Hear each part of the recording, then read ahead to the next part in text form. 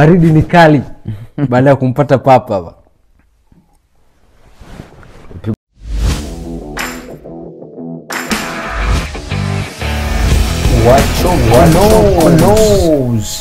Pigwa na kitu kizito.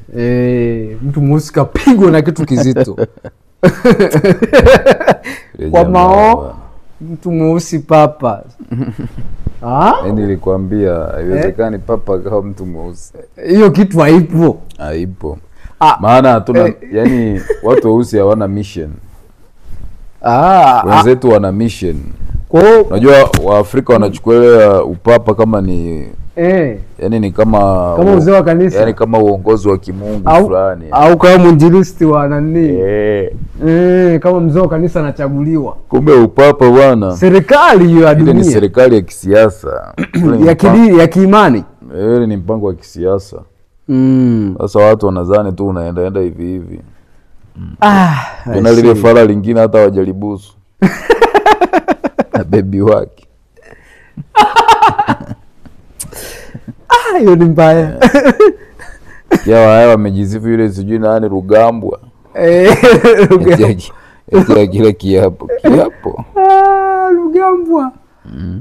I see. Ndio ni mambo ya kisiasa yale. Tuliongelea last week kwamba na nilikwambia lazima watengeneze tukio ambalo utafanya watu wa trendi. Yaani tukio ambalo litatrend kufanya watu wafuatilie. That's why walipa mileage kiasi hicho. Kwa sababu ni mambo ya kisiasa. Zile ili propaganda za kisiasa. Lakini najiuliza miaka ya nyuma tulisikia tu taratibu wa papa moshi kutoka mweusi mweupe. Hasa teknolojia ilikuwa ija nani hivyo. Ilikuwa ija kuwa. Sio kitu kigeni. Lakini this time imekuwa hivyo. Kumbuka Vatikani wana social media yao, account huko Instagram, wana account kwa lazima mitandao mingi ya kijamii wana. Lazima watengeneze watu wafuatilie kwa sababu pia hiyo issue ya upapa imeshapoteza market kwenye kizazi cha sasa. Sio issue tena. Yaani papa inaonekana kama ni linguo fulani tu limerushwa. Kwa sababu ukiuliza masela sasa hivi papa anawasaidia nini kwenye aso zao?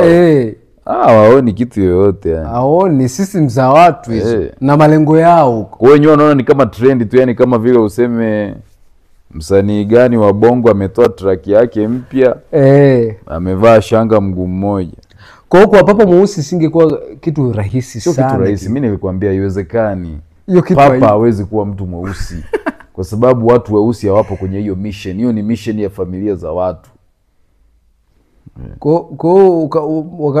Hiyo partnership hawawezi. Sasa papa akiwa mtu mweusi, nyie watu weusi mtachangia nini? Nyie mnatakiwa tu mtumikishe kwa sababu hamko kwenye renki. Wale jamaa walishajikategorize wakajiona kwamba wenyewe ni royals. Sasa nyie hampo, ni monkeys. Sasa monkey mko 6 kwenye upapa, mtapiga kura zitoshe. Kwa ni kitu ambayo haiwezekani. Nani. Na mimi nilijua lazima papa atatoka Marekani. Nilivyoona tu ile list. Kwanza wajamani wajanja sana, walikuwa wanamdisi kwamba yule jamaa anaonekana ndiye anapoint church. Sasa ukiwa mtu mwenye nilikuwa naangalia jarida la Times, jamaa ndiye anawekwa mwishoni kule kama yani yuko excluded fulani. Huyu papa huyu. Anaonekana kama controversial fulani. Sasa ukiwa umestudy propaganda na umestudy psychology, unajua tu hapa ni shape shifting. Wanachokuonesha sicho wanachomaanisha. Lakini tukio la Donald Trump kuposti picha yake akiwa amevaa nguo za kipapa, aliposti baada ya papa kuchaguliwa kabla. Sasa wanajua na wakamdisi. Kwani hujasikia slogan Make America Great Again? Wakamdisi kanisa Katoliki la wapi hapo New York kwamba unadharau kanisa letu kwa sababu huku nje wewe ndio hujui kinachoendelea, ndani wao wanajua kinachoendelea. Make America Great Again. Sasa najiuliza rais mkubwa kama yule anaposti vipi ile vazi? Yani, na akiwa ile ni celebration, maana wanajua kinachoenda kutokea. Unadhani hawajui? Same sana walitambia Marekani Trump atakufa. Wanajua kinachoenda kutokea, wanakuonesha ambacho hutaki uone. Siku zote ndio hivyo mchezo ulivyo. Sasa unajuza rais wa Marekani alikuwa na maana gani kupost picha ya AI? Yeye ana maana wanajua kwamba the next pope anatoka hapa. It's coming home. Wenyewe wanajua maana qualification wanajua za mtu kuwa papa. Wanajua. Na mission zao wanajua. Hasa hivi nchi zote za Afrika Magharibi lazima madini yachukuliwe sana, kwa sababu tena ndio hivyo. Ile ni issue ya kisiasa, it's never religious, you about nini na nini. No. Kwa hiyo ni kitu ambacho watu wanatakiwa wajifunze, waelewe kwamba sio watu wanaomtumikia. Hao viongozi wote wanajitaita wa kidini, hawatumikii Mungu yoyote, wanajitumikia wao wenyewe. Na hii imejidhihirisha kwenye upapa, maana imeonekana ni issue fulani ambayo ni political. Sio issue ambayo ni spiritual. Ya kuchaguliwa kwa papa? Sababu issue spiritual haiwezi kutrend, na trend vipi? Mambo ya kiroho ukweli, hata tukiamua kufanya mambo yetu ya wewe unadhani sasa hivi Bwana Jesus angekuwa na sali zake huko Gethsemane, kuna TikTok ungempost? Hakuna. Sasa kwa ni business. Hii ni kwa nini mambo haya trendy? Yana trend kwa sababu tunataka ufuatilie, the more unatufuatilia the more ndio hivyo na tuna kuinput. Lakini upapa ulianza muda mrefu duniani hapa. Umeanza muda mrefu ndio. Miaka hiyo ya 1500 huko tena ni kabla ya hapo. Si watu wanajikategorize, wanajiona wenyewe ni watakatifu kuliko wengine, wenyewe ni special ones kuliko wengine. Ndio maana ya upapa, kwani kuna maana gani nyingine? Kwa hiyo wao ni special kuliko watu wengine. Special kuliko watu wengine. Ni Rumi Empire ile kumnabadilishana tu uongozi. Yaani wewe unakaa pale kama kiranja, yule ni show ya nje. Umeona? Huwezi kwenda pale kufanya mambo yako, maana ukienda pale ukileta mambo yako waliokuweka wanakutoa. Wewe ni kiranja, ni figure, political figure. Hivi mpaka papa kuchaguliwa kuna wakubwa hapo pale. That's a political figure. Kwa kuna vichwa viko pale. Kuna kamati yenyewe. Kuna kamati inayoongoza. Si ndio makardinals wanaochagua? Wale ndio wakubwa. Wanataka kuondoa wanakutoa. Wanajeshi bwana, jiuzuru wewe. Alafu naambia tuna watumishi wa Mungu. Watumishi wa Mungu alikuwa cardinal. Cardinal sio cha kijeshi kabisa. Unaona bwana. Wana mafunzo ya tosha. Hawezi kuruhusu tu ikawa hivi hivi. Kitu mtu umetoka Ghana huko, umetoka Kongo uje uwe papa. Ni impossible. Wapi na wapi. Kwa ni kitu ambacho haiwezekani. Na hapo ndipo utajua kwamba kile nilichokuwa nasema siku ile kwamba hawawezi kuruhusu mabadiliko ya upepo uliopo yachukue kasi yake. Wataacha yaendelee kuchanganyikiwa huku kuendelee. Kwa sababu ukiruhusu mtu mweusi awe papa, umeruhusu mabadiliko ambayo tunayaona sasa hivi ya take place kubwa. Na uwezi kugive power kwa watumwa. Mwafrika hawezi kuwa papa, ni mtumwa. Kwa sababu wale jamaa wameshatuhesabu sisi kama watumwa. Mpaka sisi wenyewe tuamue kuwaonesha kwamba sisi sio watumwa. Kuna yule mshikaji yule jamaa kwa nini anabusu? Si yule baba alikuwa anataka kumbusu, akalipofika akaona ile kenge ile silibusu, nabusu wenzangu.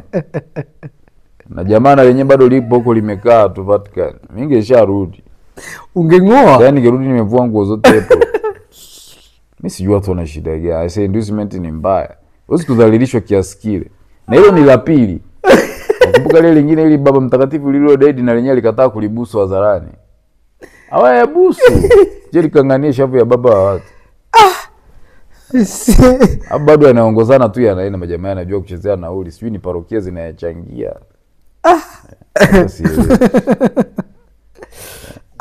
Wewe papa anakufa eti washirika wanachanga eti tunamchangia baba mtakatifu. Nachanga rambirambi za kumzika, za kufanya au za kuosha ile buti yake. Hivi kuna ile changu ikapelekwa?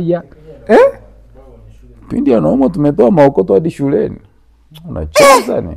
Udade. Tunamchangia apate matibabu. Kwa mnyonga anazidi kunyongwa mzee.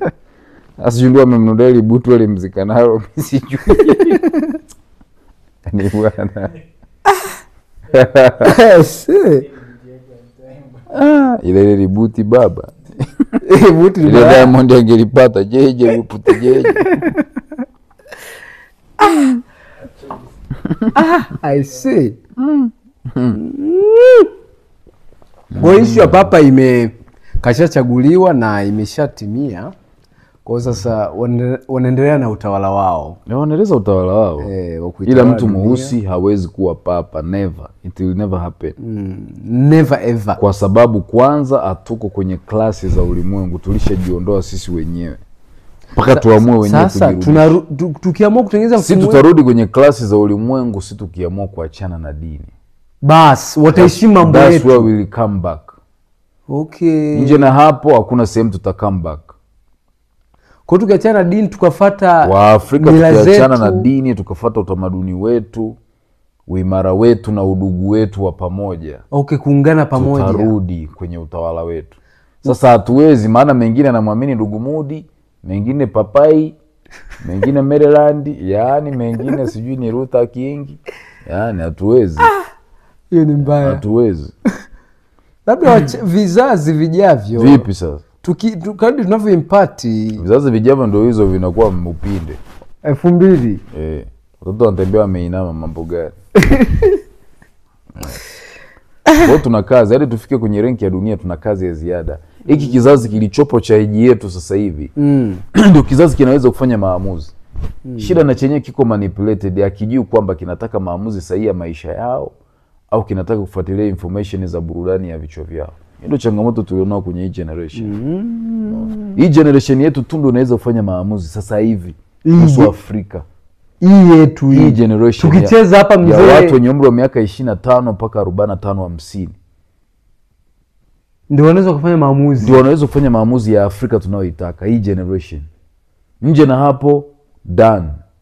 Kushney. Na ni hiki kipindi tu. Hiki kipindi kikiisha we are done. Kwenye upepo tu wa miaka 10 mpaka 2045 hapa. Tusipofanya mabadiliko yoyote kwenye maisha yetu ya Afrika we are done. Matoto watakuwa yanatembea tu yameinama yamechomekewa nyaya za chaji. Mabobo watakuwa ni wengi. Yes, unasikia papa mwenyewe anaendelea kuunga mkono jitihada. Ubwabwa. Za upinde wa mvua endelee kupinda. Sasa unategemea nini? Matoto ndio yao kulicha Amira na Blue Band.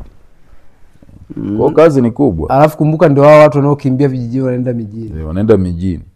Sasa hebu niambie. Kwa hiyo generation ndio ina kazi ya kufanya mapinduzi.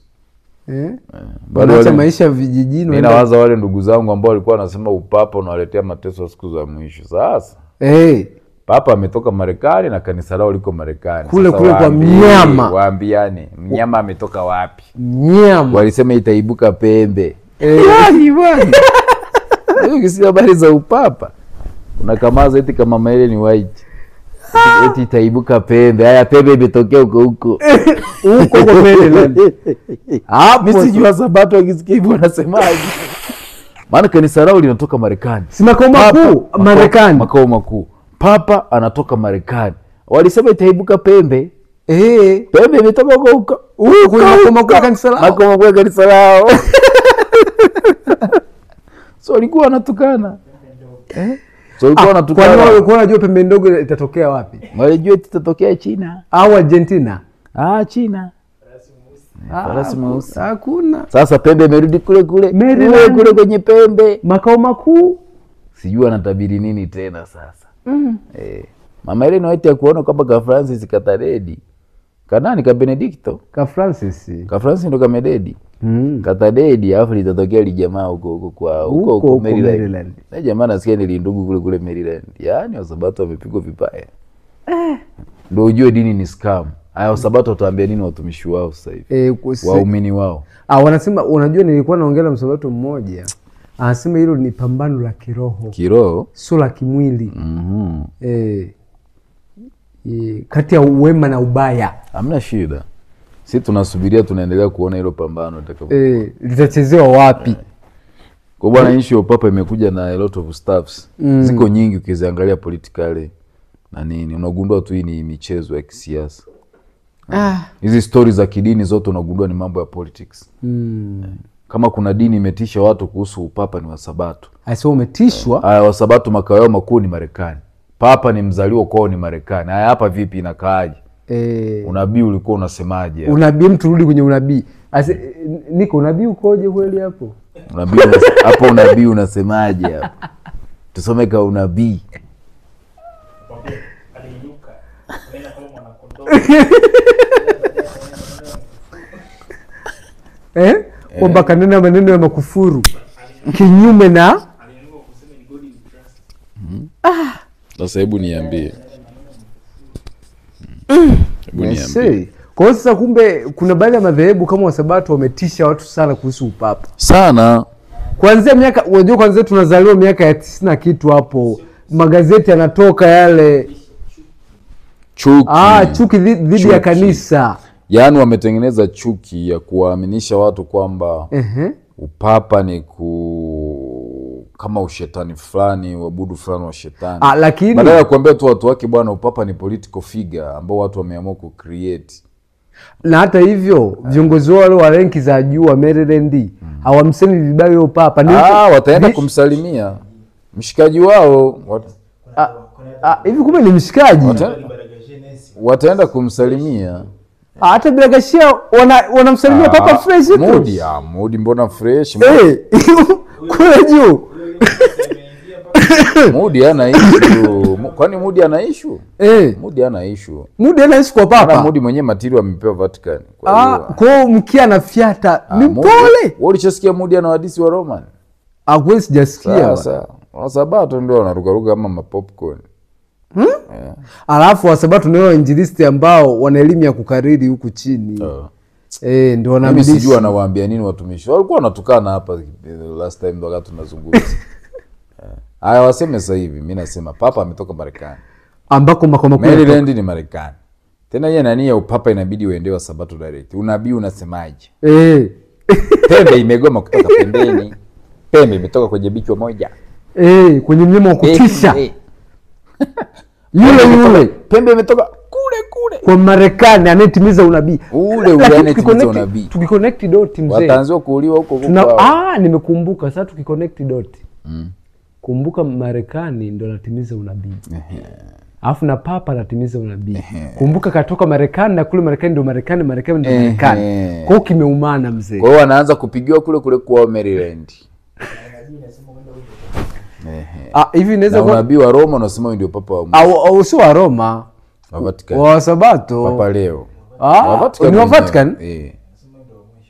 Bwana. Na wewe ndio mdogo miaka 69. Kwa anaweza asife. Ndio imeisha hivi. Kajamaa kanarudi. Kauka kajamaa katarudi mawinguni. Kanarudi. Akiwepo. Mbona mbele nitubu za kuzani. Natubu mimi. Mimi natubu. Ni mzozo. Kajamaa kanarudi na matarumbeta. Mimi natubu dhambi. Sitaka kabisa mazoea. Inabidi sasa hivi tukae rada. Sasa kasikia matarumbeta ukajua ni singeli kumbe wenzako wamekuja. Labda ni mashabiki wa Yanga wanasisitiza tucheze. Bado anatumia teknolojia ile tu sasa. Anapenda matarumbeta. Na farasi anapenda kinyama. Paka farasi watakuwepo. Bei ya mafuta. Sasa ni kutoka mbinguni mpaka hapo na shilingi. Msaki anapenda farasi na magari moshi. Yaani atakuja na gari moshi linaendeshwa na farasi. Jamaa anajua kutesa wanyama. Ni mzozo. Malaika wana upanga, wana bunduki. Paka leo wanapanga.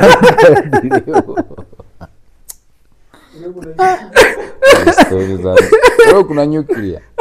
Marekani sasa hivi wanaongeza kutuma drone, yani wanaongeza matumizi ya drone. Boya kumbuka anakuja na malaika wana upanga. Kumbuka teknolojia AK47 imebuniwa miaka ya zamani sana. Silaha hiyo. Kumbe paka leo malaika watumia wewe panga. Hawaachi silaha za asili. Za Kiafrika hizo. Nyinyi tu mnaacha mikuki. Mtu kimwambia mbinguni ni hapa. Jamaa anapenda kutesa wanyama, sasa hivi wanyama wanaendesha gari moshi. Kweli? Farasi aendeshe treni. Farasi kwa utakuwa na farasi za moto. Anashuka na gari moshi. Inawaka moto kwenye kiti chake cha enzi. Hana sofa. Ni kiti tu.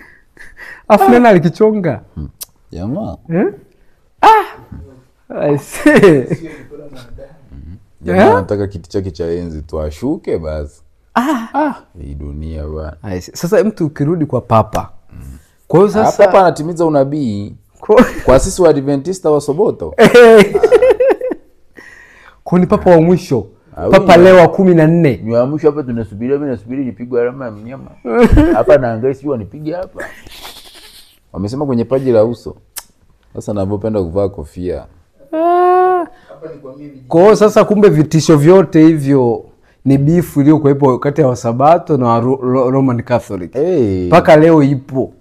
Vizazi na watu wanamuogopa papa kama Wasabato. Nadhani papa alipokufa Wasabato walikuwa wanasherehekea. Walipomua mwingine. Kachaguliwa tena. Ngoma bado mbichi. Ngoma bado mbichi. Alafu bado kijana. Yaani hiyo ni ngoma imerudi pale pale. Maalum kwa ajili ya Wasabato. Walijua mzigo umeisha. Alafu Wasenge wamemchagua tena. Muziki unaendelea. Alafu kumbuka ni kijana miaka 69. Move no retreat no surrender. Ngoma bado ni mpya. Mpaka adedi. Sio leo. Alafu jamaa anaonekana ni mtu wa matizi, yani. Na alichakuja Bongo. Mpaka Kenya hapo nasikia. Anakagua Sabato, yani.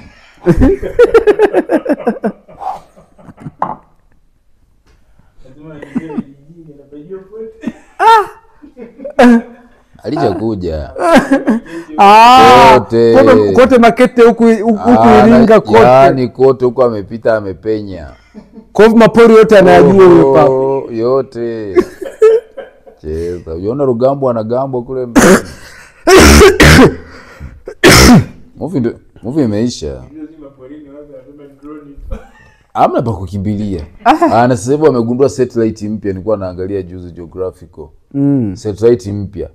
Yaani inapima hadi chini ya miti. Ikiwa angani inapima hadi chini ya miti kujua miti inakauka. Sasa Sabato utajificha wapi? Roho Mtakatifu. Tujifiche mapangoni, mzigo unapima hadi mapangoni. Unaona Sabato wale pale shusha bomu. Papa sasa ana macheko. Wewe unamuona acheki? Na yuko serious. Papa ana tabasamu, soja yule. Kwa kazi ipo. Sabato ana kazi, mimi nawahurumiane. Lakini Bwana atakuwa upande wao. Papa acheki. Nakumbuka basi Bwana anaweza kutakuwa na muda mwingi wa mateso, maana papa hadi afikiri umri wa kufa. Tutasugua. Miaka 67. Ana 69 sasa hivi. 69 sasa ni. Kwa mpaka kafikishe 100. Na mwili wake bado mkakamavu yule sio hana mashavu. Mimi sijui hapo Wasabato wanazungumzia. Yeye natamani kujua Sabato wanazungumziaje. Upande wao. Papa anatoka Marekani, kanisa lao linatoka Marekani. Hii inakaaje? Inakaaje?